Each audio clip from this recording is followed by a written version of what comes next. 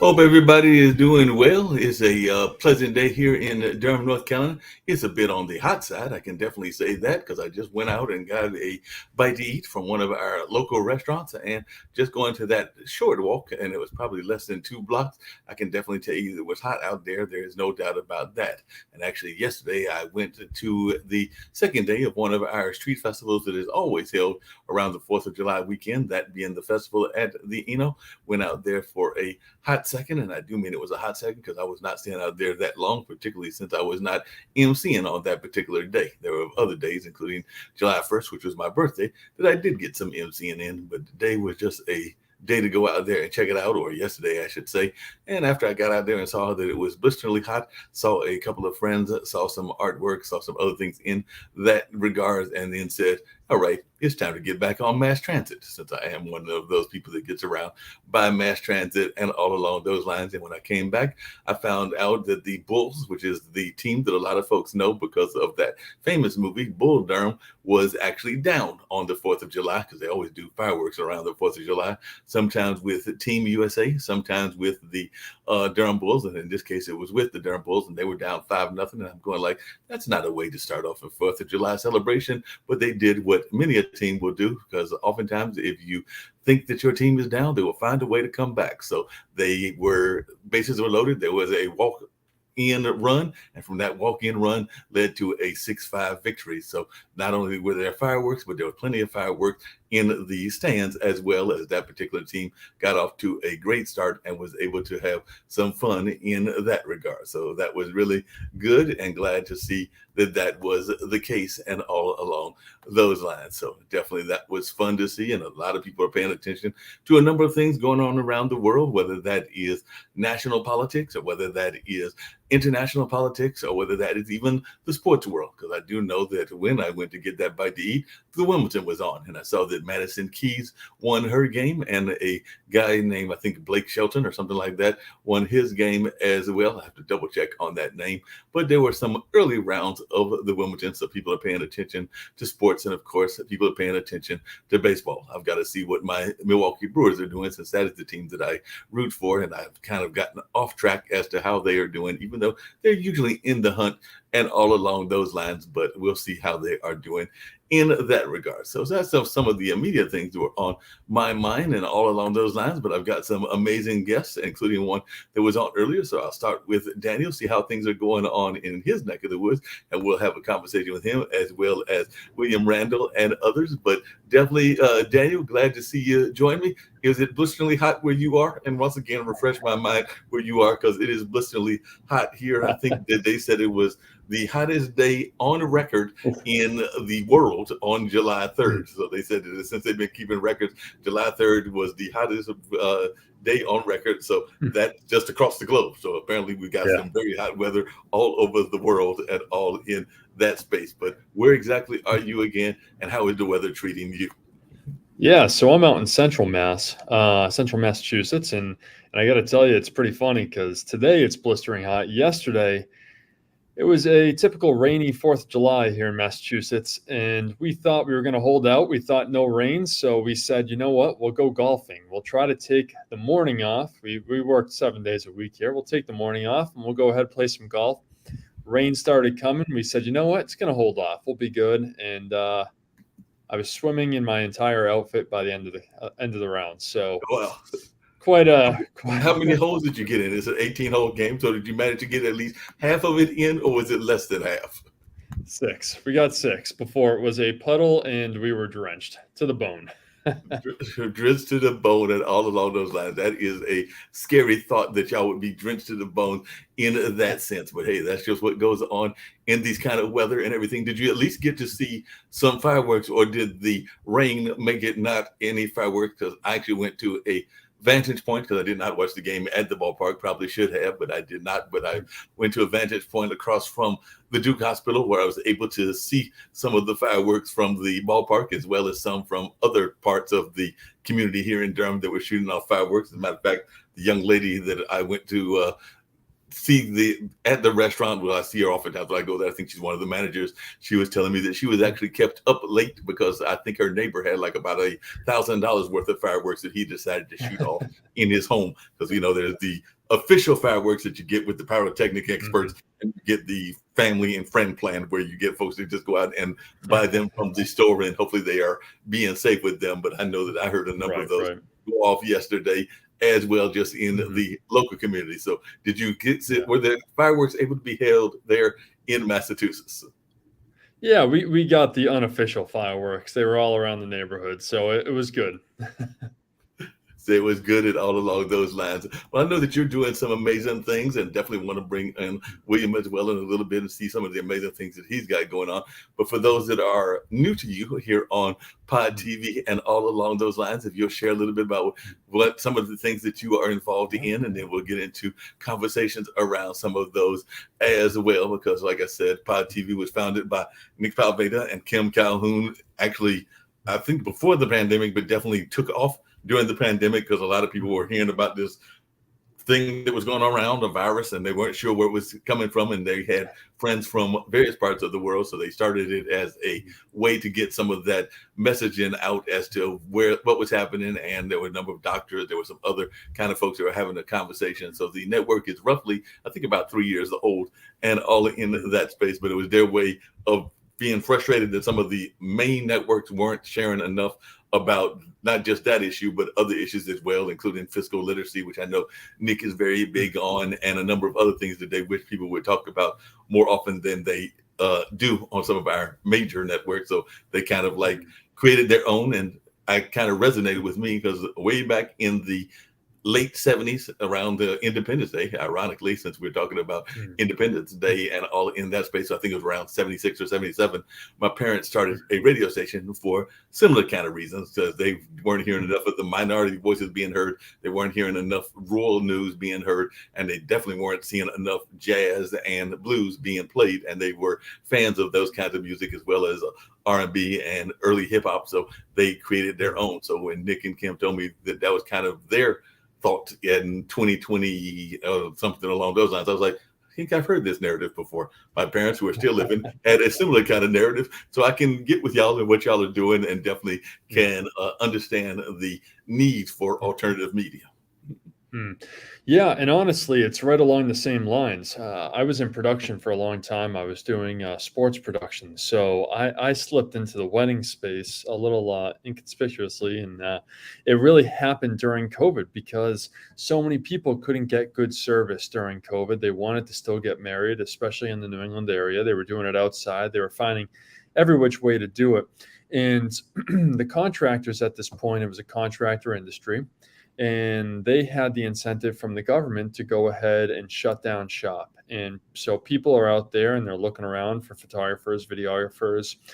There are so many problems with the contractor industry that we found along the lines. But right at that point, they said, look, I do 6 to 8 hours of photography or videography. And if I can't do that because the pandemic and the government said, here's a free check, they took it and they walked away. And so it left this market really in despair. And we went in and we said, okay, well, we're sitting on our butts. We were always working for small businesses. We love working with small businesses in production. And all of a sudden our small businesses are gone. And so, we're sitting on our hands, and we don't do that all too well. And, here are weddings who say, can you come do photos for us? Can you come do videos for us? We only need 1 to 2 hours. And so we went where the money was, and we said, sure, we're happy to do that. And it was really, it was because of the money being there and the fact that we wanted to kind of be a part of the solution. But then all of a sudden people really started liking us. And I was born in a small business family. And I guess I've born a skeptic too, because I went, okay, look, I haven't done many of these and I'm getting 5-star reviews and people really like what I'm doing. I'm confused, to be honest with you. Why do you like me so much? I haven't been doing this for that long. Something's not adding up here. And I have an odd background. It's marketing, psychology, and economics. And so yeah, it's bizarre. And I start kind of doing a deep dive, looking at these reviews, and time again, great artist, great photos, terrible customer service. I went, geez, you're paying this much for your wedding and you're getting terrible service. And the incentive structure just didn't dictate good service. If you're a contractor, you're doing 40 weddings a year, you're living wedding, job by job. Well, it's going to encourage you to make a wedding what you need it to be and not what the couple needs it to be. And then you're only doing 40 jobs. Well, now you have two things you can do. You can do 60 jobs in a year and tire yourself out, or you can raise your prices, right? Yeah. And so here are 200 contractors fighting over however many photography jobs there are. There are about 30,000 in New England a year. They're all fighting over them, and they're raising their prices to the degree that they're only fighting over 17% of the pie. And so we went ahead and we went, well, wait a second here. If we do a quantity model and we create some security here, we'll buy all the equipment so the bride and groom know exactly what they're getting every single time. We, build an academy to make sure that we show people exactly how we want it done and how to do it for the customer. And again, we work on this quantity model. Now we don't have to worry if a contractor is out for a day or one of our team members is out for a day, another one just fills in and they're the same person. They have the same equipment, same everything. And so we started fixing the security problem, which was huge during COVID. And we went from doing 147 weddings the first year to 464 the next year. Last year we did 876, and this year we're about to break 1,000. And it's bizarre. And it was simply because we met the demand of a market, and we actually can't even keep up with that demand. At the same time, we're doing all of this, and we're meeting these incredible individuals who are true artists and creatives, but they're never sure where their next meal is going to come from. They don't know how to market themselves, nor do they want to. They don't know how to do the financials, nor do they want to. And so we really wanted to create an Uber-like business model with an Amazon logistics side of it that allowed for these guys to be able to pick up, to number one, learn, because there was no standard in the industry. And we branched out from photography and videography, went into entertainment, makeup, coordination, photo booths, DJ, hair, everything all in one. We really wanted to, again, drive that price down and allow for people to get higher quality and higher consistency for a better price. It's interesting. It's interesting you say that, because as you were talking, I was thinking about some friends of mine that are in the music lane and in some of the other entertainment lanes. And unfortunately, they have to work multiple jobs because they are not able to make it just on their music level. And I know, as I mentioned earlier, that one of the things that Nick talks about regularly is this notion of fiscal responsibility and fiscal literacy. And I know several of those careers that you just mentioned are what would fall under show business. And it has been my understanding that there are a whole lot of folks that are masters at the show, not that much masters at the business aspect. And I know that I've even been guilty of that myself, where I have not made effective or great business decisions and all along those lines. So how do you incorporate these different fields and encourage people to be more business minded? I mean, we just recently saw and this may be going in a controversial kind of aspect. We just recently saw a Supreme Court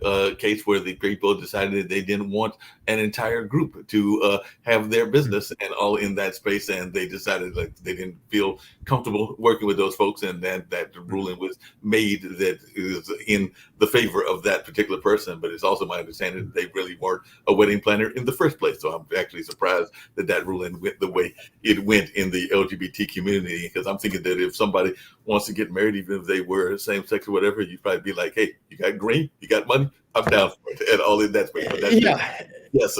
Right. And that's, and it's really funny because when I talk on topics like that, and I actually heard this once, it's like the only color I see is green.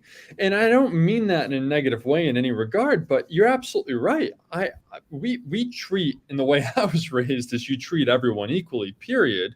But also from a capitalist standpoint, you're denying an entire audience. We've never once turned down business, nor would we ever. And we work very hard to make sure that every couple feels secure with us, whether it's from the phone call and being taken care of. Because again, it goes back to that customer service. It doesn't matter who you are. This is a huge moment in your life, and one that you're actually very uneducated on. And so I take it on as our responsibility to treat you as someone that we can really help and be a part of the wedding. And really, and again, like you said, I mean, even outside of the fact that I built an entire business on customer service, it doesn't matter who that customer is. We do live in a capitalist society. If you're denying yourself business, that just seems quite stupid on your part. I really hate to be that blunt about it, but it really is. No, that's blunt and very truthful, I would think, in that regards and everything. But what do you think about those folks? And I'm going to bring in some of their other guests as well. But what do you think about those folks that don't have the fiscal and wherewithal and everything? Because, like I said, there are a number of us that are good at our talent. We're not that good at our pay scale. Sometimes we undercharge or don't charge at all, or don't do enough on the fiscal side. You just mentioned earlier about those reviews and all in that space. And I actually used to be, I guess technically I still am, even though I haven't done a lot of them lately, a Yelp reviewer. And so I know the kind of reviews that you are talking about, because I sometimes will see wedding reviewers given in that space and all along those lines. But unfortunately, a lot of us are a little apprehensive about paying the correct rate. We are afraid that if we are charging too much, that the folks won't pay it, and all along those lines. So how do you get around that? Because I do know that even in my own businesses, and I've had a couple of them, including some that have dissolved, some that are still around, that sometimes I am not the best at making sure that people are paying their due rate and everything. So how do you deal with that? Yeah, I mean, there's really two sides of this too. One of the biggest things that I hear from the contractor market all of the time is well, this is my worth. This is how I feel I'm worth. And one of the things that I'd say from my economics background is it doesn't matter what you're worth. It matters what the market's willing to pay, and then you find the equilibrium there. And again, I think that's something that we've done particularly well, because we looked at the market and we said, what do people actually have to spend? And how can we meet that market? What are they looking for in terms of products? Which I really just think is listening. So what are they looking for in terms of products? What can we produce at the rate they're willing to spend, and finding that middle ground? And we invest heavily in growing our business every single year. I from a contractor side, what I would say to people is to just listen to your audience, to listen to your market, and to not be so captured in your own emotional feelings too, because in the end of the day, there are two components. There's artistry, and it needs to be kind of categorized on its own, but then there's the market, and the market is just it's whatever the market wants to be, and that's a group of individuals. And that's where I believe capitalism is so important, because it actually allows people to dictate the market. So I would just say to listen to your audience, and to really try to pay attention to them, because they can tell you a lot about what they want and what to price at. That's the biggest thing. And then from a couple standpoint is to just budget, and to really try to stay within that. 40% of divorces are over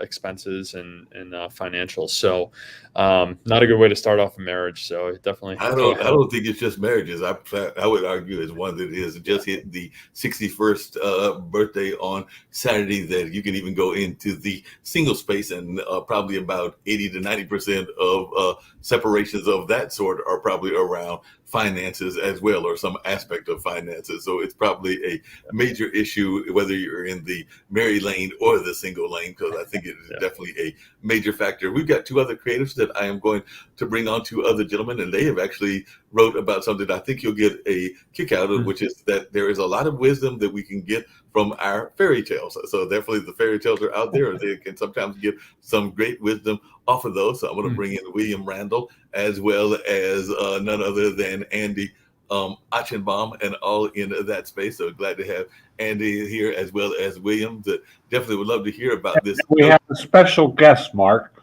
Bob, well enough to be here too. So you have all three of us. I got all three of you over there. Glad to see that. So tell us, as we were having this conversation around finances, it does seem that some of the great knowledge that we should have, we can actually get from fairy tales and all in that space. So it seems like there's a lot of wisdom that we probably could get from anything from Cinderella to Snow White to some of the other ones. So just tell us a little bit about this fairy tale wisdom. Go ahead, Bill. Well, Mark, thank you very much for having us on your program, and nice to meet you, Daniel. The book Fairy Tale Wisdom, which I have here to show, is a book that came about when the three of us, Andy, Barbara, and I, had occasion to have some great conversations up here in Eastern Canada, where I live and where I am right now. Andy and Barbara both live in Houston, Texas, but they were in my neck of the woods for a few months some years ago. Andy was teaching at the university where I've taught. Anyway, we began to get together and realized that we really enjoyed each other's company. We're all sort of pushing into our 70s. We really enjoyed each other's company, had lots of common interests and backgrounds, so forth. And as happens sometimes, particularly after you've had a beverage on a summer evening, we decided that we should write something together. Okay.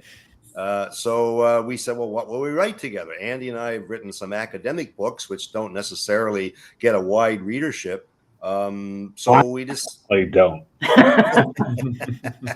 we decided, you know, what would be fun to do is to revisit some of the fairy tales, fables, and other little stories, parables as well, that we each recall from our childhood so many years ago, and have a look at them, not to analyze the stories themselves in an academic way, but just to see what those stories say to us individually now that we're not kids anymore. Because sometimes these are stories that we did hear or maybe had read to us or that we read ourselves when we were 5, 6, 7, 8, or whatever. So anyway, that's the origin of the book Fairy Tale Wisdom, Stories for the Second Half of Life, Mark.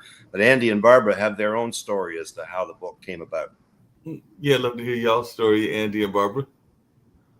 Well, I think Bill really put it together very well. I mean, we were talking and things come up and we realized we had a lot in common. And I don't even remember how it actually happened that we lit on the fairy tale, but we just were, it was really initially a way for us, the three of us, to keep together talking about things that were important to us and what we took from these stories that were surprisingly relevant to old people. We kind of happened on it, as I recall. And we decided that we were all very different people. I mean, I'm obviously married to Barbara, so some of the differences are muted. And Bill and I have been colleagues for about 20 years, so some of that's a different sort of intimacy. But we decided to write, all three of us, about the tortoise and the hare. And it was very clear that we were all very, very different. Bill talked a lot about his father. I talked about the fact that I was a lousy jock. And Barbara somehow confused the fact that the hare and tortoise were women. And so we sort of went from there.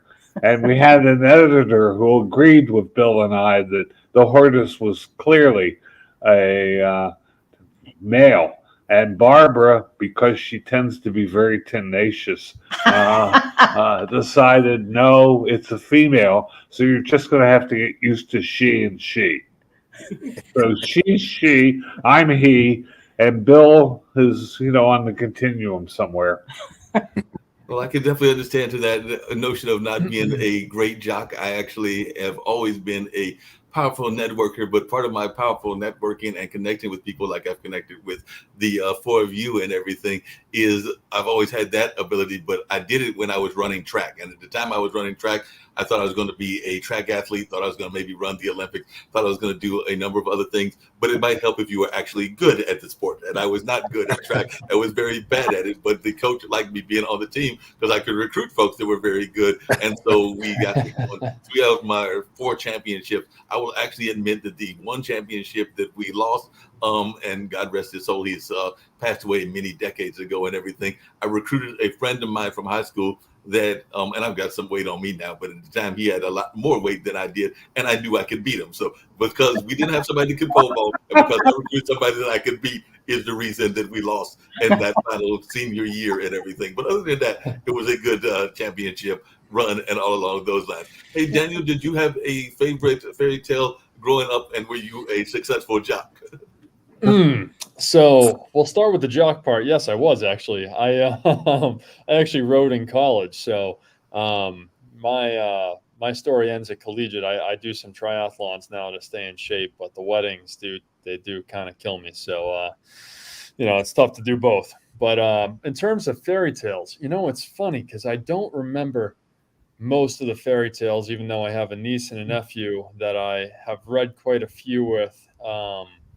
And I must tell you, I had a very similar experience to both of you or all three of you, but it was when I went back and read through biblical text. And I did that about 2 years ago, where, when you're going up through the church, you read it and partially ignore it, and you don't quite understand it from and then in college, you start questioning both its authority and then its truth. And I found one thing that was really interesting. My psychology background really pointed this out. I wanted an answer. I wanted to know if the stories were actually true. And I'll never forget when I had another psychologist say to me, "Well, don't you live out the truth of these stories each and every day?" And as I own this business, I actually think of Exodus more than any of them, because it's so easy when there are storms upon you to become a tyrannical leader. And it's also easy to get lost in the desert. And so there's all of these different nuances. It's easy to worship false gods and to find these ideologies that fit your desires and opinions and to worship them instead of something that brings us all together in this true higher power.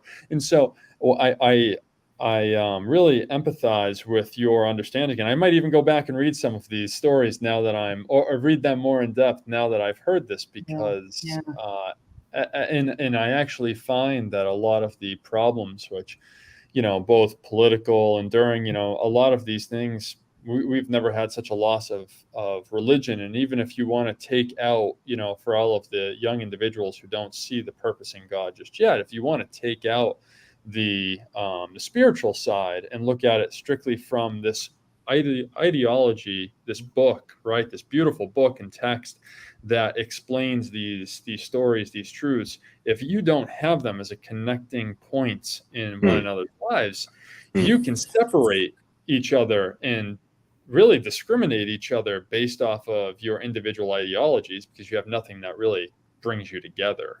And so might be one of the problems right now where we're not talking to each other. We're not communicating. We don't have this resource that says, hey, look, here is the combining factor. We've done this before. Here are the stories. We've done this in time. It hasn't worked out. Stop doing it.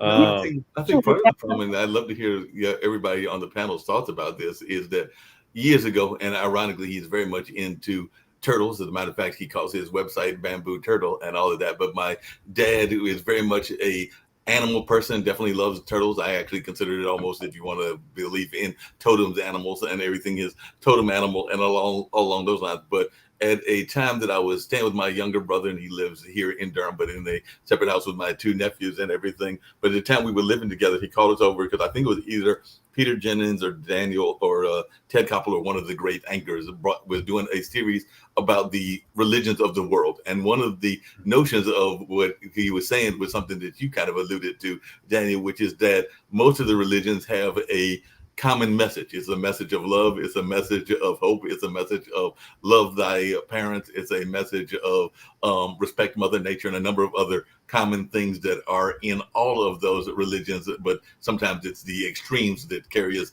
on that division pattern and everything. And that's where I sometimes get frustrated with religion, including the aspects, not saying all, but some aspects of Christianity, where it's kind of like that my way or the highway kind of attitude. I've had that thought so frequently recently about the fact that the world is getting so small, Right. that we can't tolerate having 5 different stories, Right. all of which are true. And I think it's one of the things we fight a lot about. My story is the true story. This is actually the way it happened. That's the only story. Whereas in reality, as both of you are saying, in much of it, the bigger story that the small stories represent is the same. Right. But we Yeah. fight about the details of the story because we just can't tolerate having to give up. This is mine, and I don't have to buy into yours. It's a Well, real yeah. crisis because the world is so much smaller now. Well, I actually have an interesting theory, and I'd love for you to hear it here. So I've thought about this from a physical standpoint as well. We're individuals who started in caves, right? Let's look back at what this was. We had very small groups that started in caves, and we were just trying to survive. And we learned that if someone killed an animal, brought food, cared for children, they all had a purpose, a very symbiotic purpose, right? And we said, okay, thank you, and we built this group out. And then again, we started learning how to get out of the cave. And when we did that, we started building tribes. And very immediately, these tribes fought. And this is why I find it very interesting that nowadays people are saying to go back to tribes. Tribes have never worked. They've continuously caused chaos since their inception. But then as we grew larger and larger, we went into communities, and we never... And I think even in communities, we hit a point where we needed religion. That's when religion really takes off, because if you don't have this overarching understanding of the world, with religion, you can go and you can meet a person from halfway across the world with the same ideology and same viewpoint with this higher power involved. And you can say, okay, we have not a lot in common, but something that's important in common, right? This overarching story. And I think now what happened was, and to speed it up to this point in time, like you said, the world's so small. You have connections with individuals across the world, and I think it's scaring people because they don't know how to interact. And so the solution has become, especially through Facebook, and I've seen other social media networks, to go back to a tribal setting, to ignore the religion, because the pagan religions, they fell, they didn't work that well, and they were very tribal in their sense too. And then the tribes, these types of communities, they've never worked. And so nowadays you have us trying to go back, and they're not working again. You're having people starting wars with each other. And it's like, I don't know what the full solution here, and I hate to, I never want to generalize anything and just say that more religion will work. I think we need to remember the overarching story and utilize that as community. But I do see that this evolution of connection with people is creating problems. And I think that that's kind of what I see here. I listened to your first part, and it's clear that you have a nuanced way of dealing with different people. I think for the three of us, the book took on spiritual overtones. Barbara happens to be a retired Episcopal minister and a psychoanalyst. Oh, wow. Two voices I really don't want to sleep in bed with every night, but I'm happy to sleep in bed with her, and so that's not an issue. I've never slept in bed with Bill Randall, but he too is a retired minister, and what came through in the book was the sense that we're in the world but not of the world, and the way we live our life has to be spiritually grounded. If I were just saying that, this is actually a point to Bill and Barbara, and I'd love to hear their thoughts about it, because I'm going to bring up something. I find that a lot of times when we have a disaster, we saw it during the pandemic, a lot of people turn to their faith, they turn to their religion, they turn to helping their fellow man, and there's kind of this connection with our fellow man. But unfortunately, it is kind of disaster management. So we do that when the disaster takes place, but as soon as the disaster is over, we have a habit of going back to our old ways. I think about the way that we connected, and I'm going to date myself again, but when 9/11 happened some 20 odd years ago, we oftentimes had that connection of wanting to help our fellow man because of that travesty that had happened with that attack. And even the same with the New Orleans Katrina and even Sandy up there in the Northeast. We would always have people that would reach out and want to help the community. And we definitely saw that during the pandemic. But now I feel like we're slipping back into that habit of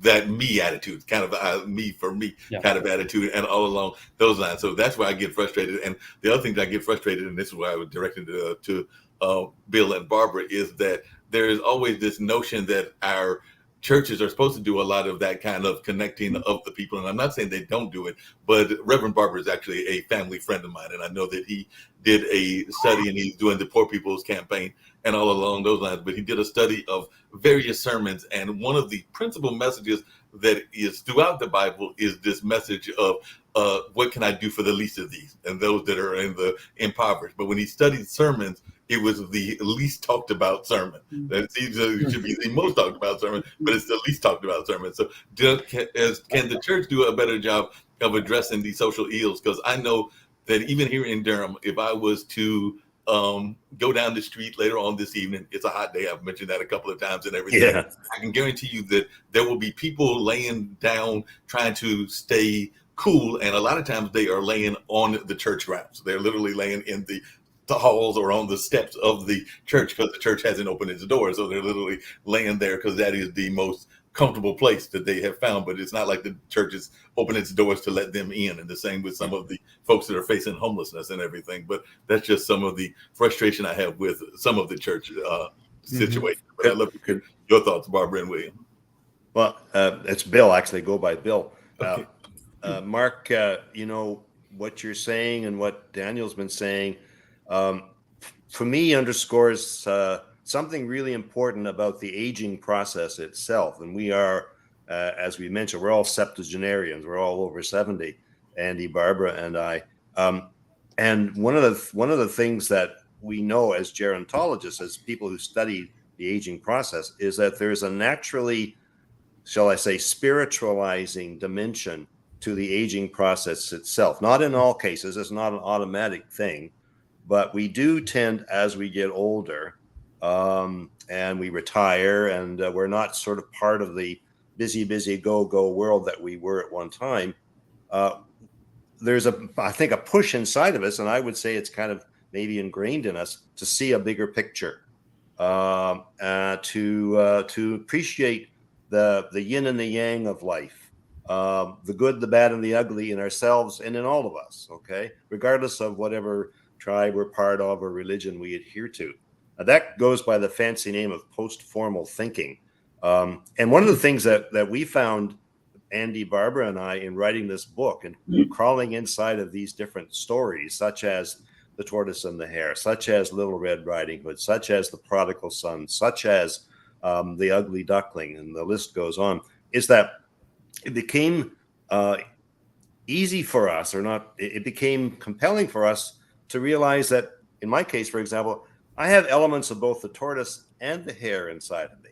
I initially, when I began reflecting on the tortoise and the hare, which all three of us have had a crack at, I realized immediately, oh, well, I've always thought of myself as the tortoise, kind of slow and steady, you know, not particularly swift, not particularly good on the athletic field, etc.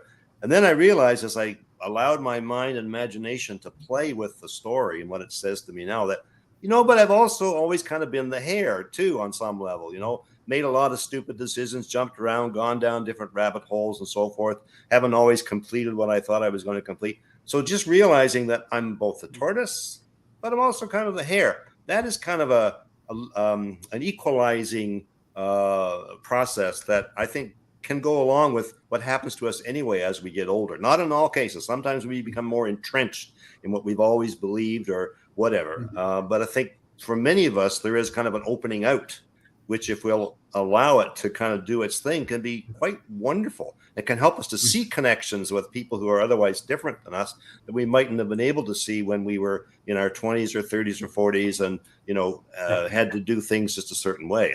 Sorry, I'm wandering a little bit here. Barbara may have some things she Yeah, wants to Barbara, say. you had Well, anything you wanted to Bill, add? actually, just before Barbara, Bill, I'd like to just comment on something because when I was reading Exodus, I had the same. I actually had a little bit of an epiphany thinking to myself, everyone wants to be Moses in this scenario, right? They want to be the one who leads you Yeah. out, right? But then you see him actually start to become the tyrant. He's getting all of these, and I started noticing these elements of how you really you I think a lot of individuals want to be Moses in this scenario, but they tend to become the tyrannical king. And he gets warned of this. He Mm. essentially is told you can just as easily become the tyrannical king. And I think, as much as all of these individuals, they want freedom and then they're, getting bit by snakes in the desert or they're worshiping false gods, it's like you can. I think that's when I started realizing the fact that you can easily become any of these truths can play out in you no matter who the character is in any of these old stories. And that's why it doesn't matter the technology, it doesn't matter the time period, the time frame.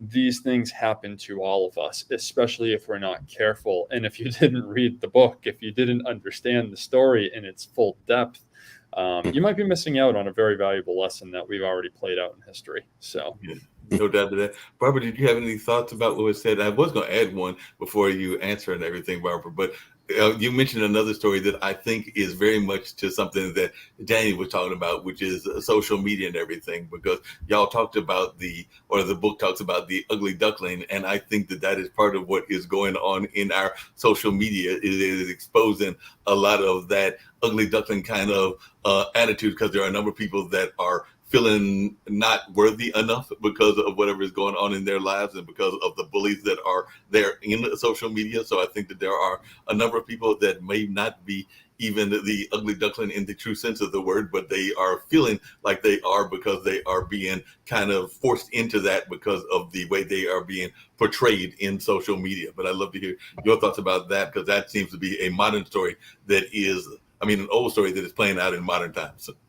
I hadn't thought about that at all, actually, because I'm not at all involved in social media, really. But I think that's what I have a great concern about that, because I think that's absolutely true, that what people are finding very often is they may come and feel I can be myself here on social media. And then whatever it is that I'm portraying on social media gets dumped on in ways that are devastatingly cruel. In so many instances, it seems to me. And I think it's there is no, we lack in personal terms. We're not going to do that as much. We know something about them. Maybe they're an idiot in some ways, but in other ways, we find the lovable parts. And in social media, I'm not at all sure that happens often.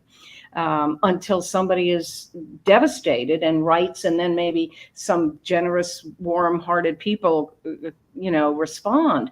But I think there's a lack of, maybe it has to do with all people so often feeling threatened and inept themselves that they attack other people. But it seems to be a very painful process for so many people, particularly adolescents, who, it strikes me, are the ones most easily hurt and ones most vulnerable to this kind of thing, that I find was not nearly so prevalent when we actually had to look someone in the face and know them and see them in that, school setting every day, and have other people see us looking at them too. All of that seems to be gone, from what I can tell. Yeah, what's your thoughts, Dan? You're in that social media space. Yesterday, July 4th, was a rough day for me because I'm a veteran, I'm a patriot, and last night we watched the fireworks and it was great. We had hamburgers and corn. And in Philadelphia, where I was born, there were 5 people killed. In Texas, we routinely kill. With all due respect to people from Texas listening to this is not necessarily one of the more progressive states in the union. And our social media has that. And so in some ways, I feel like both Bill, a tortoise and a hare. The tortoise in me says, It's got to end. It's just got to end. The hair in me would like to run away from it. And so I end up looking with Barbara, who wrote about people in the bleachers who I never thought about. And then I decided I was neither a tortoise nor a hare. I was a fox, but I'm not fast enough to be a fox. So I became a hedgehog. Makes sense and everything. Danny, what's your thoughts about the social media aspect? You've definitely been in that space and are the younger person here and everything, but what is your thoughts about that aspect of the social media and its bullying aspect as well? Yeah, I mean, so there's a few things. I try to stay away from social media as much as humanly possible. I try to utilize it for its resources, which I think are abundant. But one of the things that I'm starting to understand is what is intelligence. I've tried to answer that for myself quite a bit, and we think that intelligence is the access to all of this information. And I actually believe that since now we have the access to all this information, it is less about the access or the information, is more about how we're willing to use it and communicate with other individuals. And I saw this during COVID more than anything. We are being told, especially through social media, time and time again, that we can be isolated as individuals, that we can go ahead and survive on our own. And I think that nothing is more false. I think that the in-person connection, and again, I'll go back to this over and over again, especially with the book, with the Bible, and how pivotal it was to most individuals' lives. The Bible makes us look outwards and try to understand our point of view from multiple characters' perspectives. And I think that if we don't do that, then we're hurting ourselves. We're not giving ourselves the opportunity to have empathy towards one another. But social media, and I think, Barbara, you made an incredible point by saying that not looking them in the eye, and the lovable idiot kind of concept here is when you know someone and you're speaking to them in person, not only do you take cues from them and you say, oh, what I just said to you wasn't exactly what I wanted, right? It wasn't what I meant. And you can see it in someone's body language. They retreat, right? And you say, oh, I didn't mean to hurt you. Here's what I actually meant. And you have the ability to explain. You have the ability to really kind of work out this thought so you two together can understand and then move on. Social media not only deprives you of that ability to learn this and to have that type of body language with one another. I don't even think these screens really do, because you're mostly looking at yourself here. But on top of that, you're not learning the other pieces of that person that would otherwise make you go, oh, look, we are 99% in agreement. It's the 1%. You know what? I can live with this 1%. And here's why I think about this 1% of disagreement. And oh, I may not agree with you, but I have respect because you and I were able to talk it out. We just don't have that through social media. You're seeing this one bit. And the truth is the algorithms don't want you to. And I don't mean that in a conspiratorial way in any way, shape, or form. You have to think about it. The major media networks for the longest time were the dominant source of information that gave you everything. Social media came in and they realized how addictive this concept was, allowing you to have a voice, and then shortening the characters more and more made people, just like a story as old as time, hooked people, right? It was that immediate hook. We're built on stories. And so it said, you need more, but I'm not going to give you more. I'm going to give you 50 characters or 150 characters to tell you this little truth that is my truth, whatever it means, right? And so here's this very short glimpse of what this person is. And now the other people have a platform to go and dig and to say, well, here's mine. You're not going to get anywhere with this. It's so destructive. And now you've seen media networks go ahead and say, well, look, we need to compete with you. We didn't even think you were a competition for the longest time. And now you're stealing everyone's attention, and we used to own it. So we either need to own you, or we need to create some type of pull back to us. And what they found was, because when we were in caves, when things seem scary, our reaction, our prejudice comes in, because we need it to keep us alive. And they I mean, whether they realized it or not, they knew how to pull on that lever. And so they showed, every single town has 50 plus stories of destruction every day, and every single city has 50,000, and every single state has another, 100,000. And so they just choose what lever they want to pull to keep you there for that much more time. And the older generation who, I think is sucked into it because they didn't know how to use the social media or is as fluent in it. And I think there's a little bit, there's the older generation that said, I'll stick with my news. And then there's the other generation of social media that are just, they got addicted to this. They were just like, this is great. This is instant access. We've been waiting for this. And then there's a young generation who thinks their life lives in 50 characters or less, right? And so this is what's all fighting with each other. It's a recipe. It's a constant fight, and as you were saying that, I was thinking about a couple of things. One is I've gone, and I mentioned going to one today, even though I didn't see that in this particular case, but going to the restaurant and you see the family gathering, but they might as well not be gathering because they're all on their devices talking to other people that aren't there in the family with them and everything. And the other thing that you said that I thought about, Daniel, is that my mom is one of those people that is in her, let's see, I'm 61. So she's like 81 and dad's 83. And dad's actually involved in social media, partly because of his artwork and needing to be in social media for his artwork and all along those lines. But mom came up with a very slick approach. She actually uses her sisters, and actually it's a sister that has passed, account to that. And she uses another sister that's still around, but she uses their account to get into our lives into what we're doing on social media, because she refused to create her own social media account. She was like, I'm not getting caught up in this. If I need to find out what's going on, I will go to one of my sister's accounts and then do basically some stealth spying is what it amounts to, and all along those lines. Yeah. So I thought it helped. Barbara, not to betray too much, is an introvert. And I had never hung around with introverts. And so it's been a mystery, this marriage.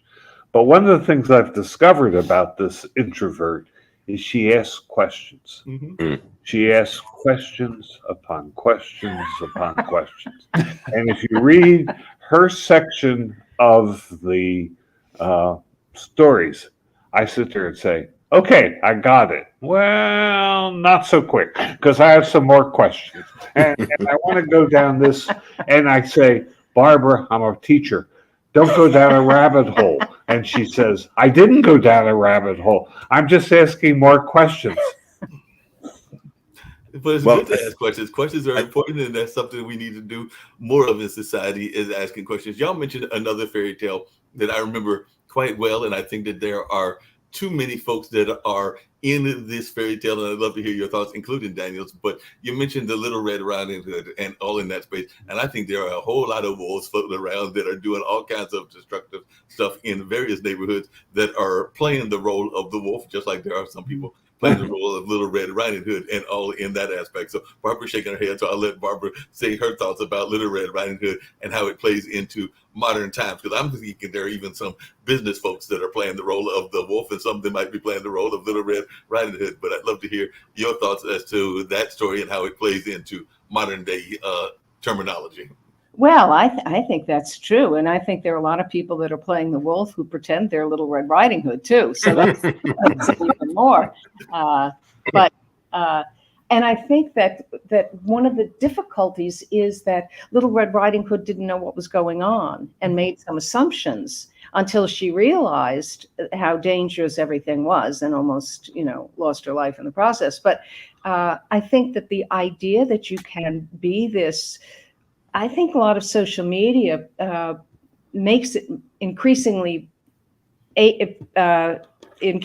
possible and likely for you to take on whatever persona you want and pretend to be whomever you can be 6 different people and have 6 different identities on the internet, and none of them bearing much relationship to who you are, but all of them bearing a great deal of relationship to what you want and what you want to get out of it.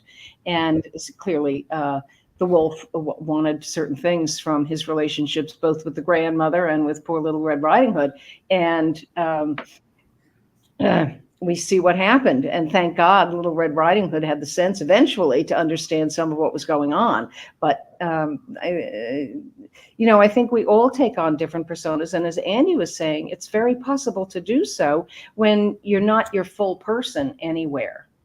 That's such a terrible loss in our society now. It used to be at least you could see the person, and you might not be able to see what's behind their face, but at least it's the same physical being every time you saw them. And there were things you could tell from that. Now it's much more dangerous. You don't have a clue. Yeah, that's very true. Daniel, I imagine that in the business world, if I could use another analogy from the world of stories, I'm imagining that you run into several wolves in sheep's clothing, even in the business world and all along those lines. And I know that there have been times that even in the business world, there's an old saying, know who your enemies are, and if they are going to be the snake that you have to deal with, because sometimes in business you have to deal with snakes. Just know that deal with them with the stick in hand and keep them at a distance, and all along those lines. And I'm sure as a business owner, you have had those dealings where you have had to work with people that you might not necessarily have wanted to work with, but you had to work with them and had to just know the nature of what you were dealing with when you dealt with them. Yeah. Yeah, I do want to let Bill speak, though. I know he was trying to get a point in earlier. So, Bill, did you have something? Well, I'll just throw this in for the moment, and Daniel, please pick up where you were going to. But I did want to mention for those listening in, Mark and Daniel, is that because all three of us, Andy, Barbara, and I, are in our 70s, we were writing with fellow older adults kind of in mind, and our very first chapter before we each take a crack at the tortoise and the hare, which is the second chapter. In the first chapter, I think we entitled it The Inner Adventure of Later Life. And our purpose in calling later life an adventure, particularly an inner adventure, is because our experience is that as we get older, there is an urge within us. Erik Erikson, the psychologist, talked about the need to review our lives as we get older. So the inner adventure is kind of opening up the box, shall we say, of self and all the experiences, the backs and forths, the ups and downs, the disappointments and the discoveries that we've made over the years of our lives, meandering here, meandering there through relationships, marriages, jobs, etc. There's a lot of questions, going back to Barbara's forte here, a lot of questions that are there just bubbling below the surface that we don't necessarily realize are there until we start to play with them. And for us, reflecting on these various parables, fables, fairy tales, etc., from Aesop, from Brothers Grimm, from the Bible, from C.S. Lewis, etc., was our way of kind of opening up the box of questions and playing with those questions, not feeling that we had to come up with definitive capital A answers, but celebrating the mystery of the selves that we become over time. I don't know if that makes any sense, but I wanted to throw that in there. Yeah, that definitely makes sense. What were you going to say, Daniel? That I was going to mention something about one of those that you just mentioned because it was part of my college education and everything. But Daniel, go ahead. Well, just going back to that, and Bill, I don't know. I do find, I think you're right. And I think I have these discussions with my father, and he's having more and more of these discussions with me of, the review. He's probably, I think he's 65. Don't hold me to it, but I believe he's 65. And so he's at that point where he's starting to have that type of reflection because, him and my mother are starting to think about retirement, even though they're workhorses, and I don't think they ever will. I believe they truly enjoy the challenge of work and life.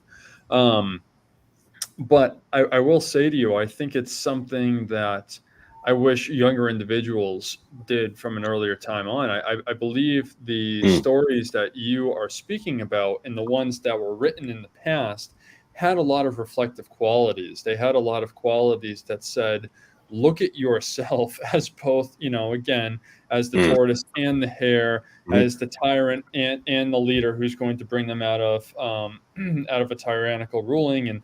And so really understand and play with these characters, which I find is funny because the argument was made at one point or another that the idea of gameplay, right? The idea of video games, of all of these different things, that they're going to allow you to play out lives and learn from these mistakes. But I think it's almost become too easy.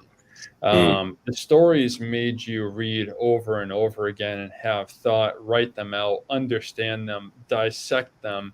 And this process was actually the learning process. It wasn't the lives process that gave you that ability, right? It's like Groundhog Day. You can repeat the same day over and over again. It takes you 50 times for you to go, oh, I missed this, right? Where when you have to, I mean, it's the truth, as funny as the movie may be, it's like, but when you have to dissect it and say, what did I do today? It's funny because I was with my girlfriend the other day and she said, well, I really want to get here. And I said to her, well, how do we do that? Because everyone, and it's funny because Walt Disney, I'm a big fan of this whole dreamer concept. And there was a movie called Tomorrowland that I think was very poorly done, but I do like the concept of it. And they said, dreamers, dreamers, dreamers. And I thought to myself, yeah, dreamers are great, but if you don't ask the question of how you get from point A to point B, that construction is actually the very important concept here. And it's not to get too political here, but at one point we had, the left brain types saying, hey, I have this dream, and the right brain type saying, well, here's how we can make it so it's commercially available to everyone and we can drive the price down and make a world where we have access to technology. Those two people together, they needed to be together. They needed, there was always going to be friction, but that friction was beautiful. And nowadays we took them apart and we said, don't talk to each other. We don't like each other. It's like, no, that is just so destructive. They need to, again, there will always be friction. That's not a negative thing. Stop talking it, and not you guys, but we need to stop discussing it in a negative manner. It's actually a beautiful thing. An introvert should be with an extrovert. They complement each other. They have their place in the world, right? It's beautiful. So they take them out a little bit and they expose them to the world and give them different viewpoints. And then the extrovert, who usually talks more than they listen, well, now they get bombarded with questions and everything works well. And so they can answer each other. And I think that's, again, it's a beautiful thing. I have to be an ambivert with friction. I am a historian, as Bill knows, and you two didn't, but I can't tell time. And I have to host a dinner in an hour, 30 minutes from here. And so I'm going to have to leave. But I want to say that Bill, Barbara, and I Skype every Thursday. We did it for 6 years, putting the book together, and we're doing it now. So if you guys are free at 9 o'clock Central Time on a Thursday morning and have nothing else better to do, we'd love to have you join us.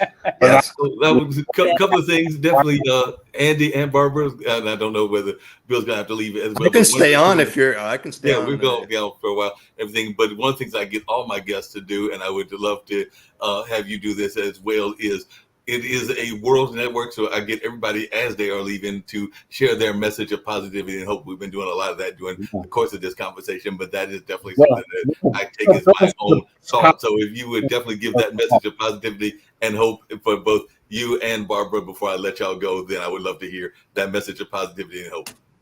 Good. Oh, Lord. Well, I think the idea for me is it's very exciting to see the world grow so small, but what it allows us to do is for each of us to get a bigger view of the world than we were born to do necessarily. So that message of inclusion that is essential as the world gets smaller, I think is one of great hope. Yeah. I wrote a dissertation on the history of old age in my 20s. And in retrospect, I wish my doctoral committee had said, you're not ready. You can't write this until you're 76. Thank you so much.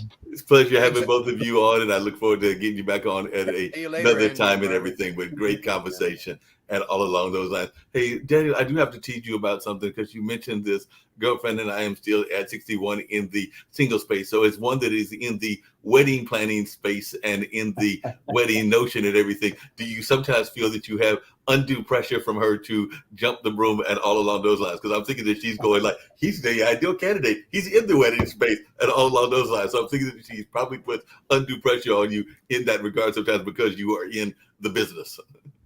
No, it's funny.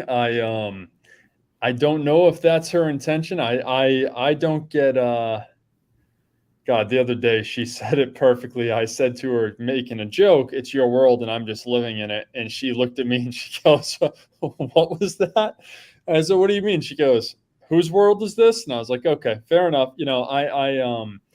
There's no pressure. I think for me, though, I do love the idea of marriage. I love the idea. I am a bit of a hopeless romantic. I think otherwise I couldn't be in the space. I dragged my poor business partner into this space and he loves it now. But we see it, it's funny. We see it from two angles. We do love the idea that we get to be a part of this big day in people's lives. And there's a lot of confusion. There's a lot of chaos. I call it the hurricane. You're in the center and you're getting pulled from all of these different directions, and God knows how you feel there. So the world's spinning, and it's amazing what happens when you walk into that hurricane as a outside perspective and you say, "Hey, the world's good. We're gonna do this together, and I can help you. I can be that resource, and I can be that calming voice." And I really do enjoy that portion of it. And then from a business side, it's a massive challenge to what I believe is fix this industry. But no, to go back to your point, she doesn't pressure me whatsoever. Well, I'm glad to see that she's not pressure. I just couldn't resist teaching you on that. But you did bring up something. I'm wondering, is there any such thing? Because I've got friends that have gotten married. I have not done that. My brother has done it twice, and maybe getting ready to do the third one. They had some medical things on both of their parts that have stopped that. Third and would probably be the final wedding, and both of them have kids and all in that space. But is there any such thing as a perfect wedding? Because I know that I was actually the reason for a less than perfect wedding, even though they're about to celebrate. I think they might be on their 30th anniversary coming up. If it wasn't this year, it'll be next year, but it's coming up very shortly. And that was one of my cousins, and she got married, and I was supposed to provide the DJ, recruited a DJ. The DJ just mysteriously disappeared. So that DJ was not there, and we had to find some other things in that space to cover that, even though I thought I had somebody lined up, but I guess I didn't have it lined up as much as I wouldn't do now as an event planner and all in that space. So I just wondered, any horror stories that you got, or have you actually conducted the perfect wedding, or is there any such thing as a perfect wedding? So, well, I mean, no, but yes, it's all about perspective. I'm going to tell you something. One thing that COVID taught everyone that we're losing right now, our short-term memory is starting to kick in. But what it taught was that two individuals coming together with their family, there's no such thing as a perfect wedding in terms of production value. But in terms of the affair, the love, the passion, the boiled down wedding ceremony and concept is absolutely gorgeous and beautiful, and something that I think is wonderful to experience. And that can be perfect. The act of it in the production side of it, which we play a role in, no, that's never going to be perfect.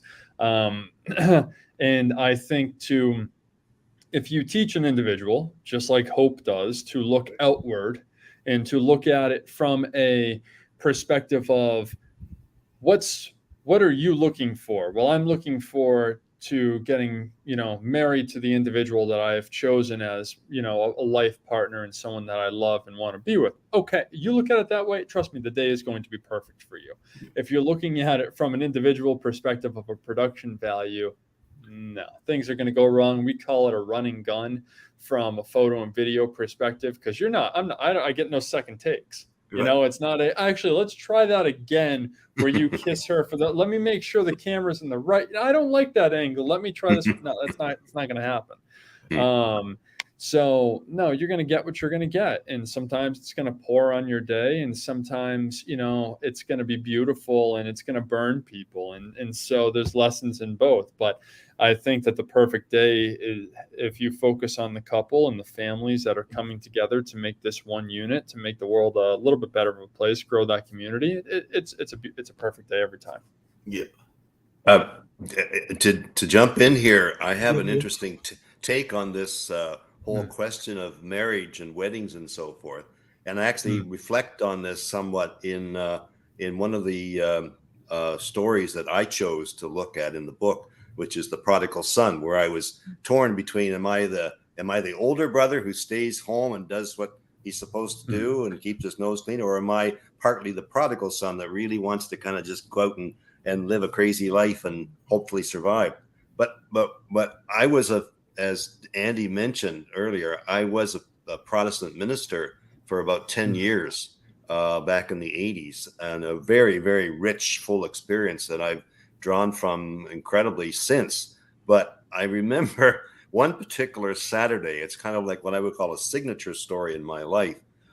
It was August of 1987, and I was staying at the cottage that our family had on a lovely little lake in New Brunswick, which is just east of the state of Maine. And it was one of those early fall days where it was still warm, but there was a crispness in the air. And I thought, oh, what a great day when I woke up at the camp. What a great day to go get in the canoe and go up to the far end of the lake and, take a couple of cold beverages and have a page turner book and just spend the afternoon. And then I realized, oh my goodness, I have 4 weddings to perform today. At 12 o'clock, 2 o'clock, 4 o'clock, and 6 o'clock. A couple of them were really big productions, to use that term. And we'd had a rehearsal the night before at the church. And we were working hard to get all the cues and so forth. And there was umpteen best men and best women and so forth lined up. A couple of the other ones were smaller affairs, but I had to have I had the rehearsals for each of those 4. I would have 4 receptions to go to after the weddings to say a few words, say the grace, the prayer, whatever. And I for some reason that kind of caught me in my tracks, and I wondered, I don't know if I can keep doing this. I should have had Daniel as my best friend at that time to help me understand the whole aspect of putting together. And what you were saying earlier, Daniel, about 2 people making a decision to come together. And yes, there is a production dimension to it that you have to get as right as you can. But the core of it is the love and the bond and the covenant and so forth. Sometimes I must admit, in my role, it was sort of, okay, which couple is this one? I'm going to make sure I say the names right, because there's 4 weddings today and I could get them mixed up and that wouldn't go down very well. So right. Yeah. Go ahead, Dave. It's easy to have it happen. I mean, we did 876 weddings last year. I mean, 877? 876. We're on track to do over 1,000 right now this year. 1,000 this year in 2023. We haven't even got through we just got through the halfway point. And y'all on track to do 1,000?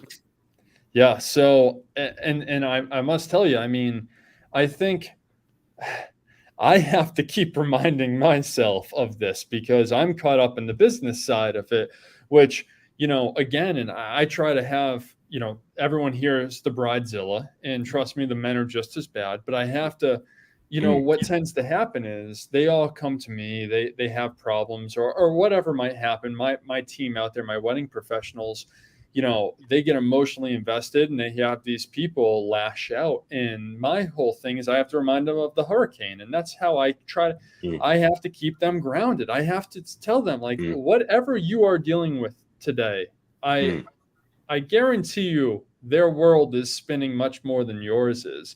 And so it takes a certain level head and a certain ounce of humility and understanding and empathy to sit there and say, there is beauty here. And also, it's funny because there's a lot of times I have to remind the couple of that. And I don't try to push it on them, but I say to them, but that's their fear, right? They get caught up. It's a lot of money.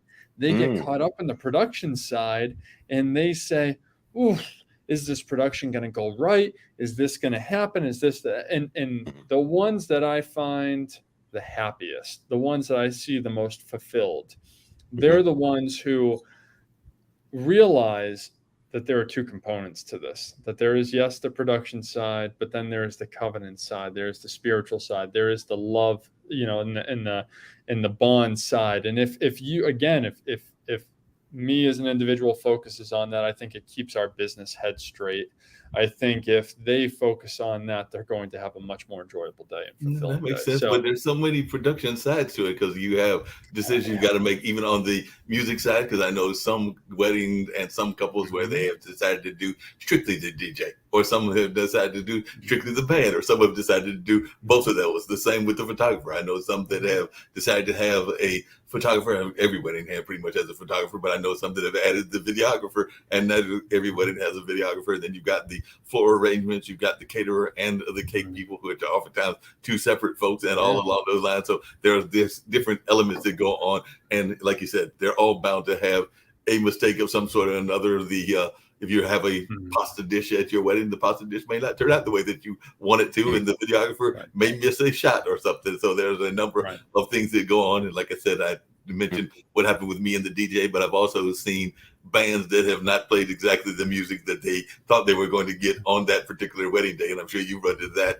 as well. I had a horrible band the other day, absolutely horrible. And these people spent a absolute fortune. And I was standing there thinking to myself, I absolutely cannot believe the music that's coming out of their mouths right now. Like this is terrible. And I've seen some incredible bands, and, great people. I'm sure they, tried very hard, and, everything of that nature. We don't deal with bands. We do DJs. We have DJ kits and setups and the whole 9 yards, but I refuse bands. Just too much personality. You guys, a lot of ego. There's a lot of ego with bands. There's no doubt about that, particularly with the bigger bands, and definitely even the small bands can have a lot of ego as well. So I can see why y'all would only want to do the DJ kit and all along those lines. Yeah. Hey, Daniel, I just getting off the way just for a minute. I was curious. You said you ran triathletes or did triathletes running and all in that space. Is that something you still do? Because my brother, actually, the one I said is going to hopefully do that third marriage at some point or another, maybe that would be this year, maybe it'll be next year or along those lines. But he used to do the Ironman competitions. I think that after doing that 2 times and getting injured twice on both of those, once right after he started the race, I don't think he even got maybe 100 feet, and he minded breaking something. Another one, he got a little bit further, not much further. And I think after that, my parents and other relatives were like, "Nah, you're doing all right with your slingshot car, and you can stick with that as your hobby, but you don't need to try running anymore," and all along those lines. And ironically, he just recently hurt himself again. And like I said, he drives those kind of not celebrity, but those kind of fancy slingshot Batmobile cars. And literally, he walked out the steps and fell and busted up his knees and wound up having to get knee replacement. I'm like, wait a minute, you drive all the time on this kind of risky kind of vehicle, but today you walked out your steps, and that's how you managed it. Jesus. Yeah. So I do sprint triathlons when I was doing them. So they're just a shorter format. I really don't care for the long distance. Everything that I've read and understood, long distance really isn't what the body's meant for. The healthiest athletes tend to be more sprint based. So, kudos to all of those. I know it became a big, kind of a big fad once the Tough Mudders came into play, the Ironmans, etc. That's what he ran with, the Tough Mudder. Yeah, I've always been a more short, actually more medium. I've done the 400s. The sprints are, about is it a quarter mile swim, and then you have 10 miles of biking, and then, a 3.2 mile run. So just a shorter format there. When I rode, it was a 2K. I was a baseball player most of my life. So, and I love endurance. I think endurance is great for the heart, but I'm also 6'2", or 6'1.5", whatever you want to say it. But I'm sure someone's listening to this going, "You're not 6'2", it's fine." But yeah, no, I think it kills your knees. I think overall, there's just not a whole lot of benefit there. And for me, I got to eat a lot of food to keep up with that, and I don't have the time for it. So if I was an athlete full time, different story. Don't feel bad about it. I'm actually going to run across a bunch of 7-footers, I think, this weekend and everything, because one of my jobs is at a cultural arts center, which has been used for weddings and other events. But my executive director, the boss, just told me that she was going to be out of town, so I've got to do 2 tours about the history, and most of the African American history, but some of the history around Durham and everything. And the first tour group will be the Duke basketball team, so apparently they're going to be coming by, so I'll be staring up at a bunch of 7-footers, but like, oh, that's what it looks like up there, and all in that space. So they'll be coming and learning some of this local history and everything. So I'm looking forward to that conversation with them.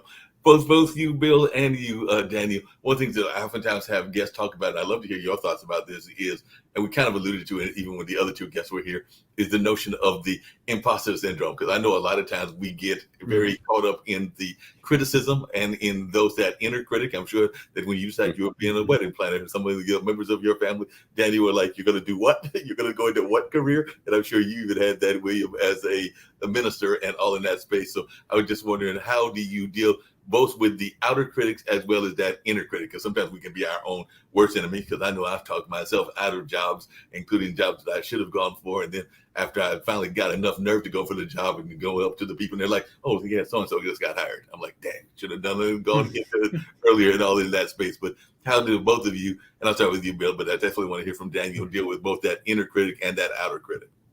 Well, that's a big, rich question there, Mark. The inner critic, the outer critic. I mean, I've had my share of the imposter syndrome over the years of my life. I certainly at least had some of that, at times as a minister, because there is this expectation that you're going to be all things to all people at all times with a smile on your face.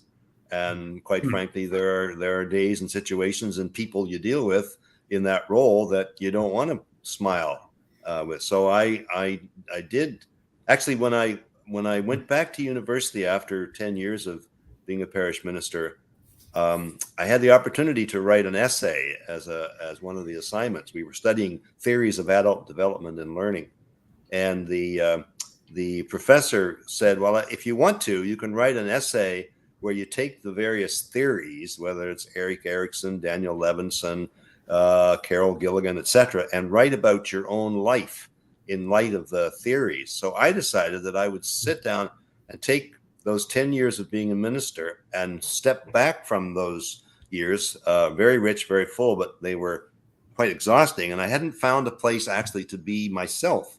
I found it really hard for me to merge the Bill me with the minister me. And actually, my parishioners, God love them, made it difficult for me to do that. For example, one time, getting back to marriage and so forth, I had a woman friend that I was dating, and we went one evening to a movie here in the city where I was a minister. And so we were standing outside waiting to get in to get our tickets, and a number of parishioners happened to be in the lineup. And they were saying, "Oh, hey, Bill, how you doing? How's it going?" So, but they were checking out my date. Is she suitable material for our minister? And I had a senior minister. I'm getting off track here slightly, but I had a senior minister say to me once. He said, "People want their ministers." We're talking here about Protestant ministers, not Catholic priests, okay, who supposedly can't get married.